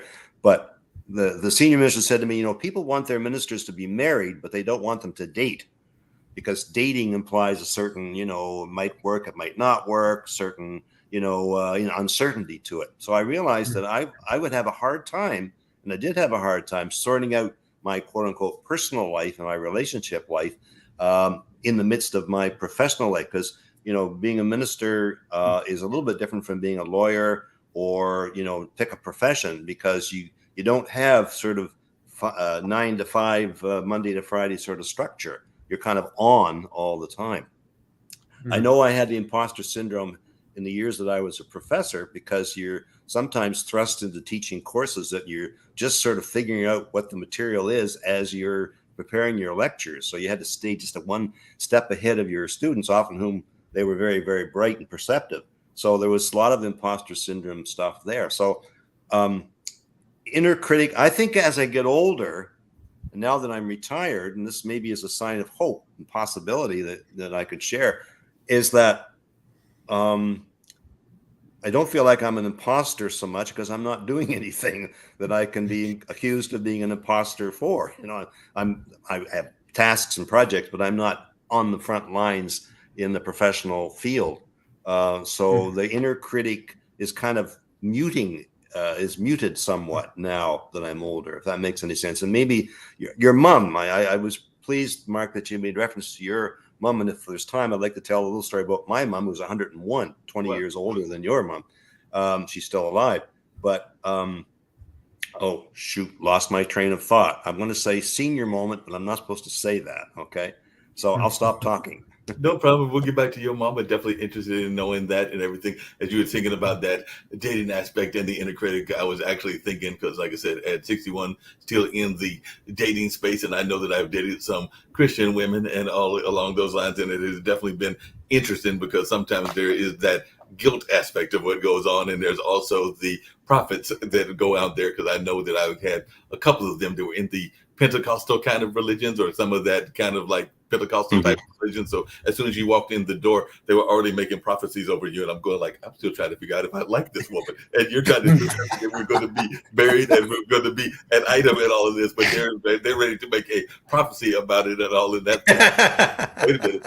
One, I'm trying to decide if I like her, and if she's got kids, I'm trying to decide if I like the kids. We still got ways to work before y'all make prophecies on this and all along those lines. But there are folks who try to make instantaneous prophecies, and I'm sure that even Daniel at his young age has probably run across folks that are trying to make early predictions. Oh yeah, yeah. Oh man, yeah. We could go off on that topic for about an hour, but yeah. To get back to the imposter syndrome,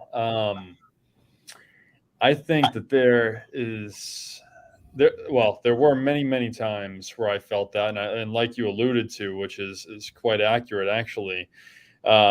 I'm very close with my family, and I'm pretty sure the line "you can make money off of that" was something that came out of my father's mouth more than once, and then the secondary line from my mother was, "What do you do?"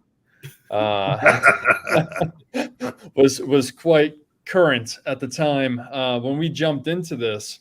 Like I said, it was a different market, and people really liked us, which came to a shock to both my business partner and I. Here are two individuals, because I think, again, the psychology side of me and the marketing side, when we look at professional athletes, they're held up on this pedestal, and Mm. you don't do it so you don't understand what goes into it. You just understand the end result.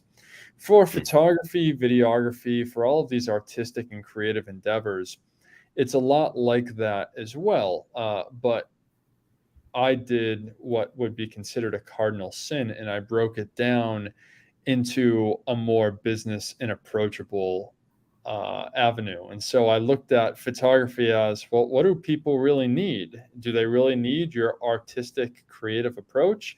How do Mm. I duplicate that over and over again to create a consistent quality product?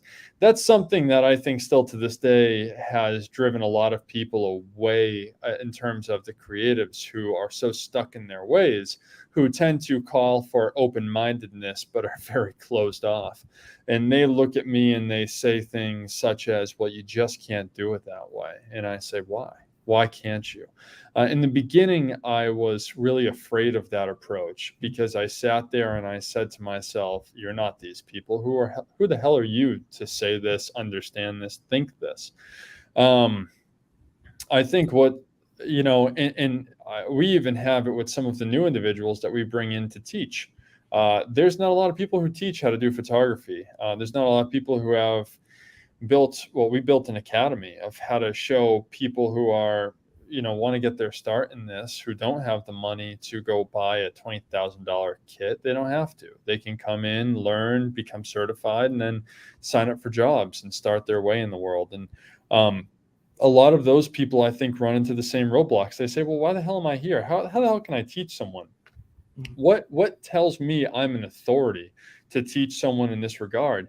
And sadly, what I've boiled it down to was, well, a lot of the people who are teaching right now don't have any credentials to do it either. So, it's like when everyone decided that they could have Spotify and they thought they were a DJ because they had access to music. Well, that doesn't make you a DJ. And so then you have to go back and you have to start thinking to yourself, what does make you qualified to be an authority figure? What does put you on that pedestal? Now, I like pulling the pedestal down and exposing it because it's fun for me as a business individual and a strategist in that regard. But I think what it really comes down to is competence and understanding. And my team has really built up a level of competence and understanding of both the bride and the groom and how to be empathetic towards them, how to have that thought process that brings empathy towards them, which creates an incredible experience. But at the same time, the competency to use the equipment at hand to create a production that allows you to succeed. And those two things don't have to be done to 100%. And that's the ideologue that I think is caught up in the creative left right now. And that is, things need to be done to a euphoric perspective. Mhm. Well, that isn't real. In the construction, the creator used to come in to the left and say, we don't need 100, I need 80. I need you to get to 80 every time. And if you get to 80 every time, that will be better than doing nothing, number one, which is where a lot of creatives get stuck. Right. They say, well, how do I get into the world? I don't even know. I can't do it. They're on this pedestal. I'm not even going to attempt to try. It's like, that's the wrong answer. And if I can't do it to 100, I shouldn't even try. And it's like, well, people need you to really only do it to 40. If you get to 60, you're in a world of your own. And if you get to 80, geez Louise, I mean, that's a whole nother world. And I think, maybe my baseball background has helped to this. It's like, you throw the pitch, you got to forget about it. The best batter is hitting, a quarter of the time. They're hitting at 25%.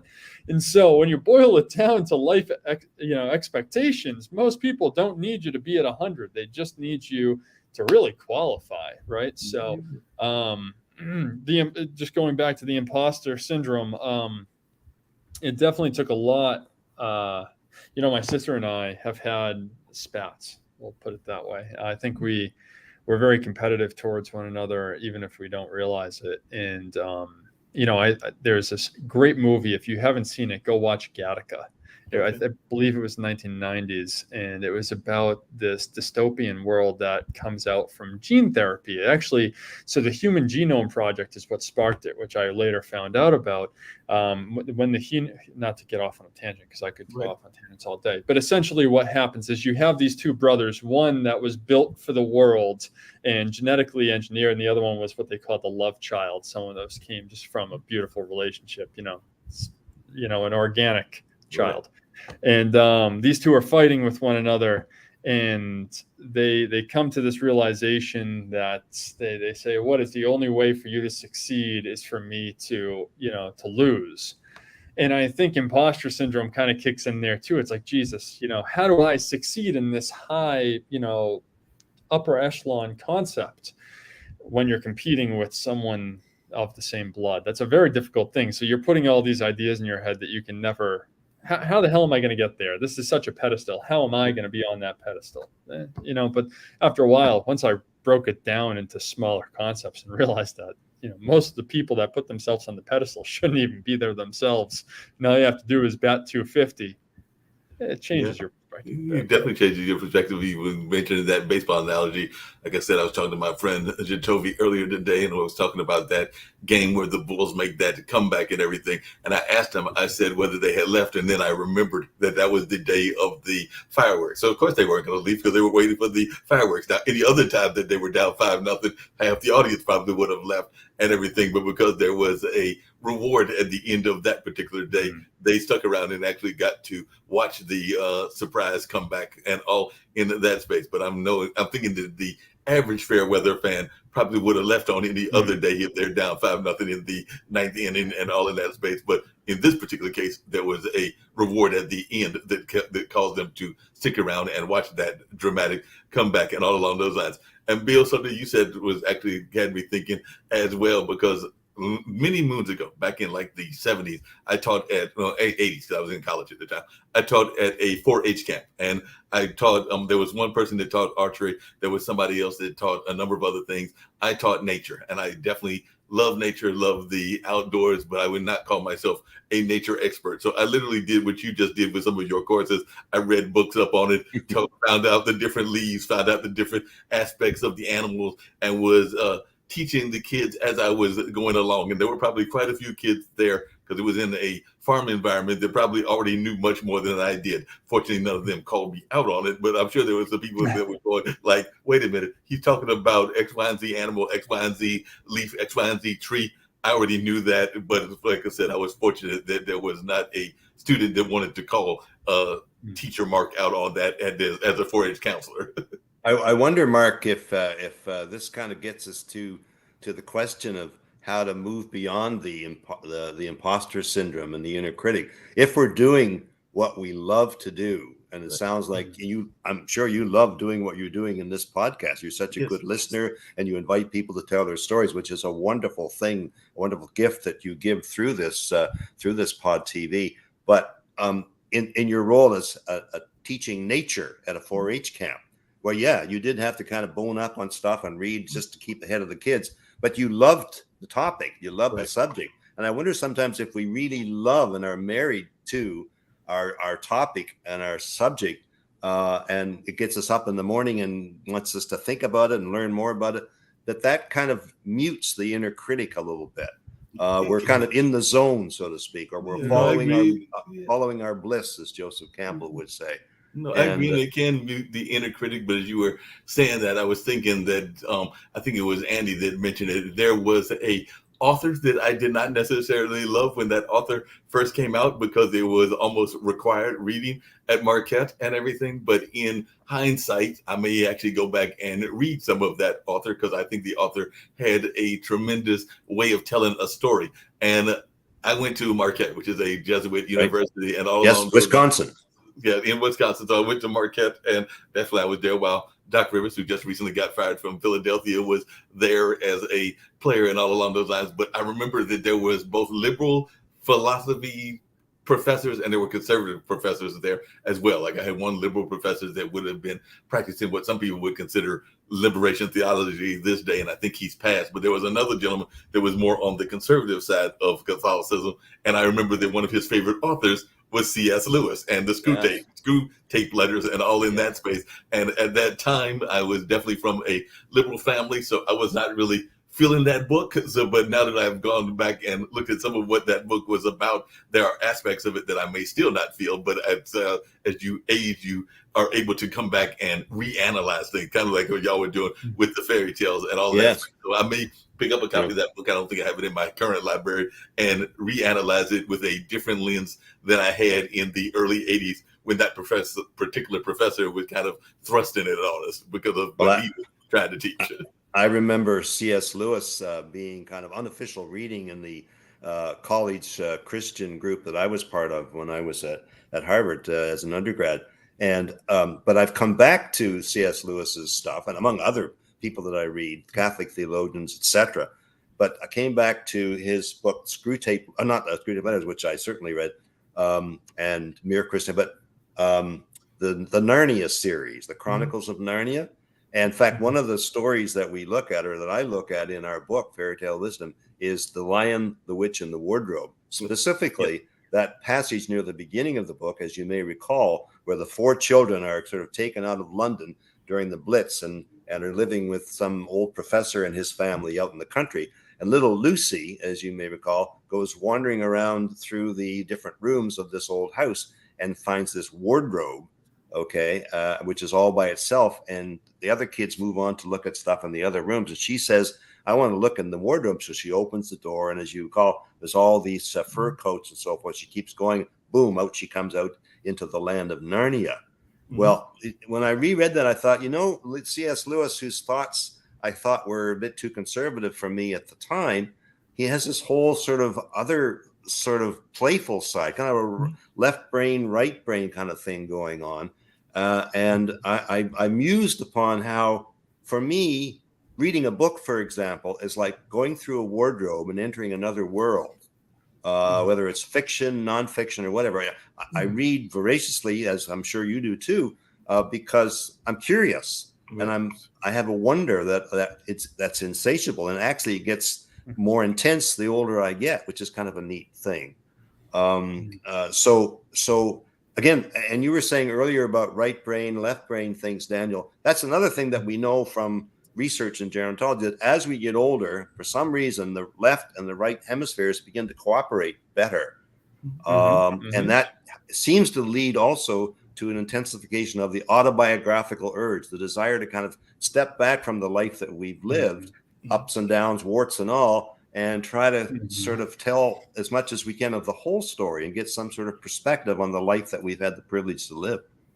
Yeah, Mm. no doubt about that. Unless you're trying to be like me and live to be 200, even though nobody else has done it. That's jokingly said that that's what I am going for, and I've only got like another 139 years to go, and I'm breaking all the rules because, like, if you watch those centurions that are on TV and stuff, when they break the 100 or the 110 mark, they are usually the ones that have drunken alcohol, smoked today, even though I've never been a smoker or done other things Yeah. that are not supposed to be what you're supposed to do to live long, and they have definitely not done enough exercise and a number of other things that they are supposed to have done that they aren't doing. So in that case, I guess I'm on the right track because I've not been doing any of those things that I am supposed to be doing. So maybe I will actually make it to 200. And the other thing that I was thinking about is even at the Marquette education is that, as far as I was concerned, I really had two minors because I had the journalism major, which is part of my love of event planning and writing and this pod TV world and everything. And I had a poli-sci minor because I was always into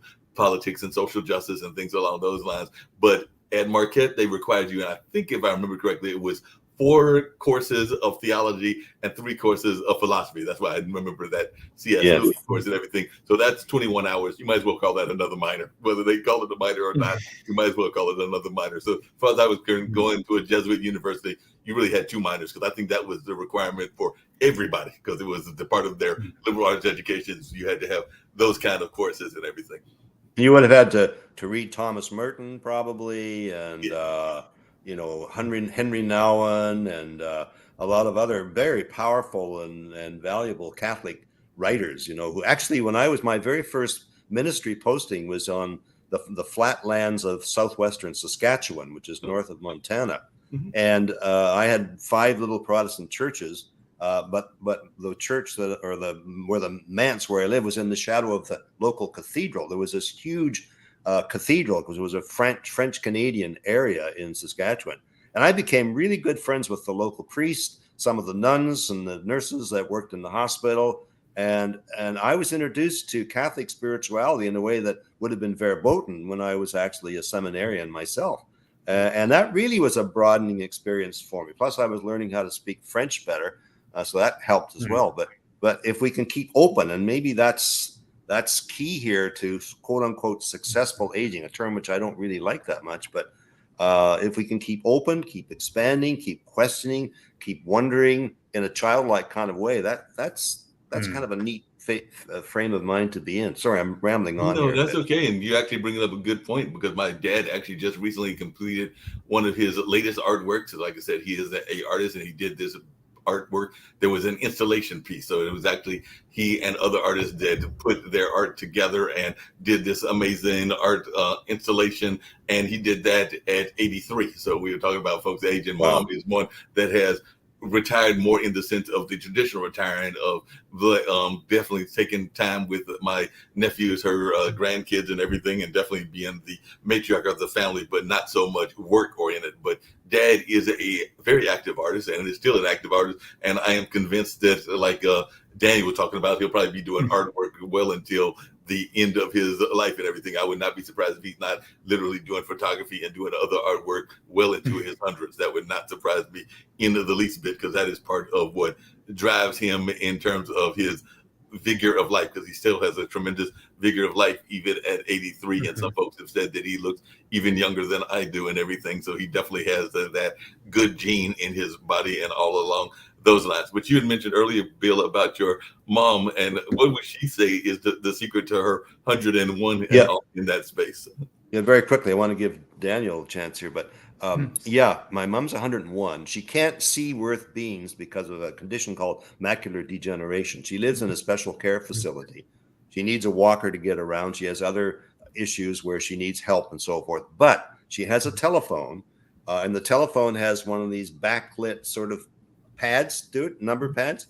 So when she gets to bed at night, preferably around 7 o'clock, she doesn't go immediately to sleep. It might be 10 o'clock before she gets to sleep, but she gets on the phone and calling upon her memory of numbers, even when there's different area codes. She will call, and I kid you not, as many as 30 people in a given evening people from where the apartment building where she used to live, some relatives, daughters, and so forth, friends in a small village where she used to be a minister's wife, etc. And she calls these people not to complain about her lot in life, which she would have every right to do because she's, got all these disabilities and so forth, but actually to ask them about their situation. So how are you doing? Did your daughter get home for the weekend? Did you get the results back from the doctor yet? And I just wanted to tell you that I was thinking of you and I love you very much. Seriously.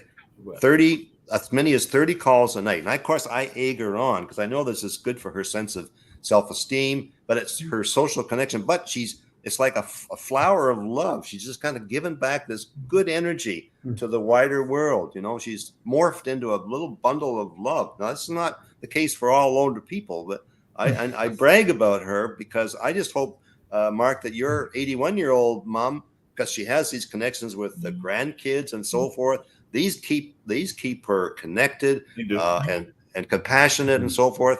There are positive models for us to admire as we go into the aging process ourselves. Yeah, no doubt. She definitely keeps in touch. Like I said, she's the matriarch. As a matter of fact, oftentimes when I am calling her, and I just talked to her yesterday, she was talking to her, I think it's her cousin or something, but it's a younger cousin that she talks to on a regular basis. She's oftentimes calling her two remaining sisters because there were three of them altogether, but one of them has passed away because I've lost one aunt and two uncles, but definitely she will oftentimes be talking to her two remaining sisters as well as cousins and other relatives on a regular basis. As a matter of fact, sometimes when I call her and she doesn't pick up instantaneously, when she does and finally get back to me, she'll be like, I was talking to Deanna, or I was talking to Julie, or I was talking to whoever else were among the relatives. So definitely that connection is very important to her. She definitely has that and is maintained that. Yeah. Wow. And I'm sure it's funny though. Folks, you've had that as well, Daniel. And we're going to wind down very shortly because we've had this very rich conversation. I've thoroughly enjoyed it. Sounds like y'all have enjoyed it as well and everything. So one of the things that I get everybody, like I did with Andy and Barbara, to do is if you want to tell how you can be gotten in touch with. So I'll start with you, Daniel, if you want to tell folks how they can reach you in terms of the wedding planning and in terms of other things that are going on, and if you have any messages of hope or positivity that you would like to share with our audience. I'm sure that folks would love that, and I will reach out to Andy and Barbara as well. But do know that both of you are welcome to come back on this dinner party because it is a regular thing, and sometimes we have people that make return trips, and I hope that y'all will make a return trip as well. But I'll start with you, Daniel. I hope you enjoyed yourself coming all the way from Massachusetts. Yeah, no, I really do appreciate it. Honestly, it's been a wonderful conversation, and it's not one that I get to have quite often. Usually I go on and I explain business and, kind of stick to the straight and narrow in that regard. Even though we started off with that too, and some of the current topics that were there. But if anyone does want to get in touch with us, it's BeRememberedWeddings.com. B as in boy, rememberedweddings.com. No E, just the letter. And, info at Be Remembered Weddings or Daniel at Be Remembered Weddings. You can always get in contact with us. I'm always happy to talk to people. I usually don't stop talking. So you have to just understand what you're getting yourself into if you're going to have a conversation with me. But no, I love helping people. I love helping couples. In terms of, the overarching hope, honestly, it's actually quite interesting because most people think that I've become cynical due to the amount of weddings that I've seen. And I can understand that premise, and God knows I have my moments, don't get me wrong. But I will tell you that small communities, families, they have more power than you could ever imagine. And I wish we actually had some time to get into this idea of local community and what they can be doing, because I think that when you put emphasis and focus on the local community and how you can be supporting it, I think that we don't need this government reach that we're all petrified of. I think that it goes away if we focus on our communities, and a lot of the problems that we have, I think, go away.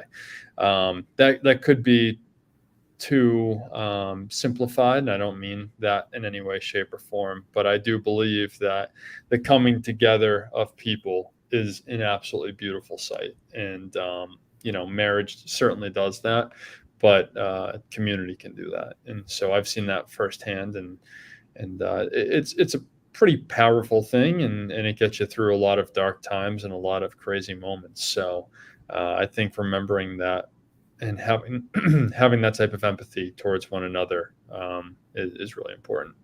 I definitely agree with you on that, Daniel. You were saying that I've got some friends of mine that are involved in different organizations, including some that are exposed that are minority oriented, whether that's Hispanic or African American, or a number of others. But I also have a good friend of mine, Brian Shulman, who is a big supporter out there in the West Coast of the Buy Local movement. And I definitely think that we can definitely do more of that, where we can support a lot of local businesses that are not getting enough support as they could be getting. And I think you were alluding to that, because a lot of times we are too busy rushing to get something that is the flashy product, when the product may actually be in our backyard that is just as effective and just as efficient. And we oftentimes don't do enough job of looking for those people that are able to provide services even within our various communities.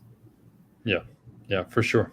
And again, I think it's even just, support is great, but getting to know people, I think, is even better. And that one-on-one simple communication that, or group, just kind of going through the thick and thin with someone, and building that type of relationship with people you can actually depend on, instead of people through this random, this random, form.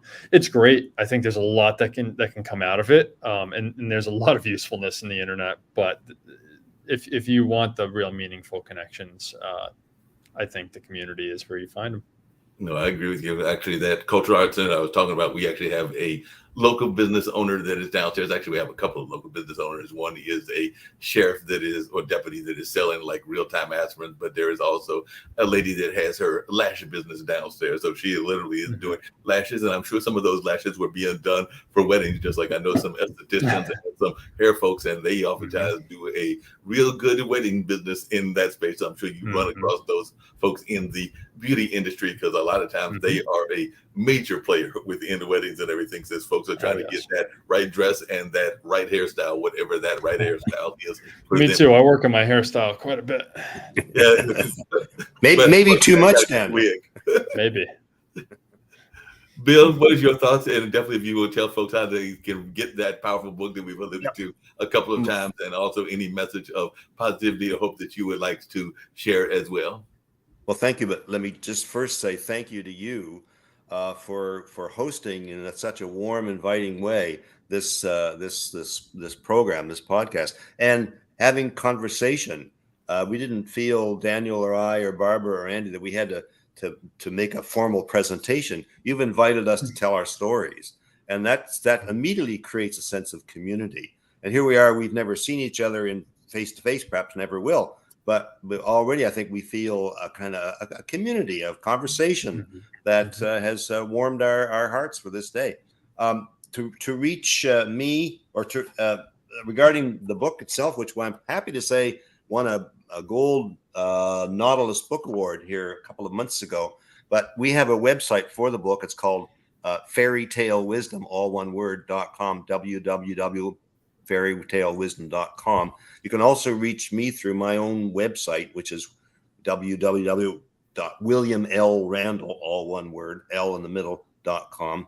Barbara and Andy, they have email addresses, but I don't think they typically. So if someone wanted to send something to us about the book, probably the best way would be through our book website, www.fairytalewisdom.com, and we welcome correspondence. In terms of the message of positivity, I've been working lately, and I seem to have a passion about this, on what might be a book on aging as adventure, which I'm happy to chat about sometime on another program if you thought it would be of interest. Aging as an adventure, outward, inward, backward, and forward. And it's been a fun project to do, to turn the narrative of aging around. You're 61. I'm not sure how old you are, Daniel. I'm 72, and so forth. And aging is something that many people in our societies look at as fundamentally a negative sort of thing. It's a downward trajectory. It's a fate that we've got to deal with, whether we like it or not. But I like to turn the story around and see aging as an adventure. We can see things and understand things at 60 or 70 that we couldn't necessarily in our teens or in our 20s and so forth.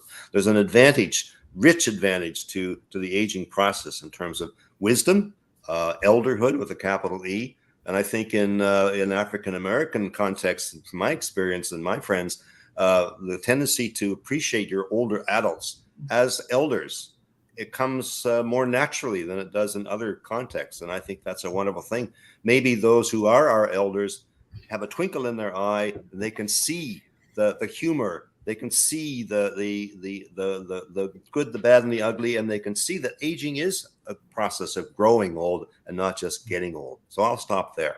No, I definitely agree with you. One of my good friends, Baba Chuck Davis, was in the African American dance community for a number of years till he passed away a few years back, and all along those lines. But that is one of the things that he oftentimes talked about was love, respect, and care for everyone. It was kind of his mantra, and I probably missed one of those words in there, but it was basically that we needed to do that on a regular basis and all along those lines. And I wish more people had that kind of attitude and that kind of belief system, because that was something that he was pretty much in his dance routines with on a regular basis and all along those lines. So I agree with you, Bill, that that's something that we can do more of. And another good friend of mine, IPC, actually has a group called the Funky Eye Puppets. And one of the things that he does on a regular basis is he oftentimes will have us realize that that sense of childhood is something that we need to have even in our adulthood and in our elderly years and everything, because he actually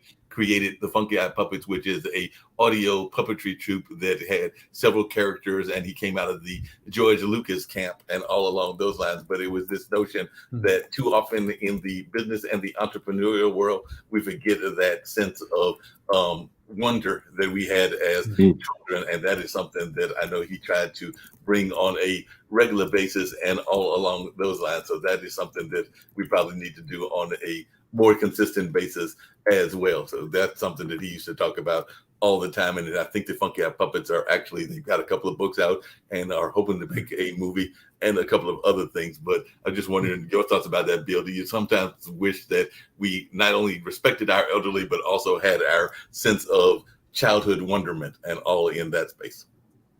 Well, yeah, and that's actually what lured Andy and Barbara and I to write this book, was to reconnect with our own childhood and to appreciate, what is it they say, unless you become like a little child, you can't enter the kingdom of heaven. Well, that there's something to that in the sense that if we can recapture that sense of wonder and awe about the natural world, about the world of other people, about the universe. I mean, we're learning every day through the James Webb Telescope that, hey, there's stuff going on that we didn't know should go on and so forth. So we're discovering new things about this universe that is our home.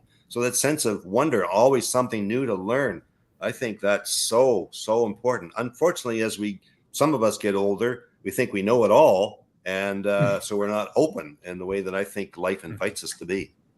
No, I definitely agree with you. I just wanted to make sure that I had the quote correctly and everything. So as I get ready to bring on the commercial about one of the food groups that are a sponsor of some of the things we do, Chuck Davis's quote that he did all the time was, and it's pretty much how he ended just about every show that he did, was peace, love, and respect for everybody. And he would oftentimes open with a wide symbol of the world and everything as he did that, because he was not a small man, to say the least. I think he might have been like around 6'4" or something like that. But definitely that was a message that he carried all the time. And that's a message that I still think resonates with the dancers that are carrying on his legacy even to this day, even though he's been gone for several years, but they are still carrying on that legacy, and the group is still performing and all in that way. So I definitely look forward to having both of you back on in the near future to share more of your messages, and look forward to us continue these conversations on other shows as well. And I definitely thoroughly enjoyed having all four of you on,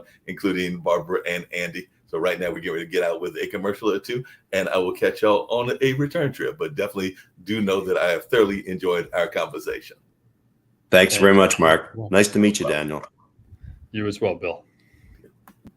Hi, my name is Maria Jones, baker and owner of Very Vegan, a premier mobile bakery specializing in putting a plant-based spin on some of your favorite desserts. Inspired by my own personal experience with my journey with healthier eating habits, I was determined to make comparable items with desirable textures and great taste. We're always experimenting with different flavor profiles and expanding our menu. I enjoy my creative license as well as imparting ideas and requests from my customers. It makes for new and exciting items. Some of our customer faves are the specialty cheesecakes such as the banana pudding with homemade vegan vanilla wafers, strawberry crunch, honey bun, fruity pebbles, peach cobbler, and many others. We also offer moist, rich cupcakes, delectable cookies, decadent brownies, and scrumptious pound cake. Discover how amazingly delicious vegan can be. I am available for orders, or you can purchase my items exclusively at the Black Farmers Hub.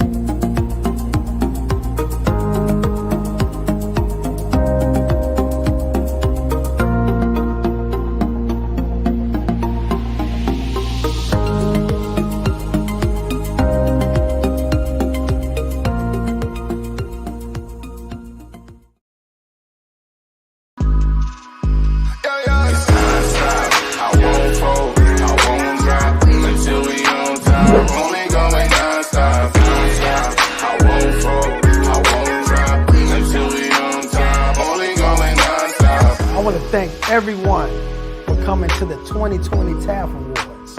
This was a show like no other, people.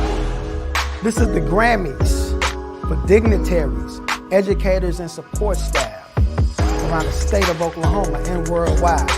We cannot do this without the support of the people. So we thank you, I thank you, for being such a dedicated supporter to this movement for the Teachers Appreciation Foundation. I thank you.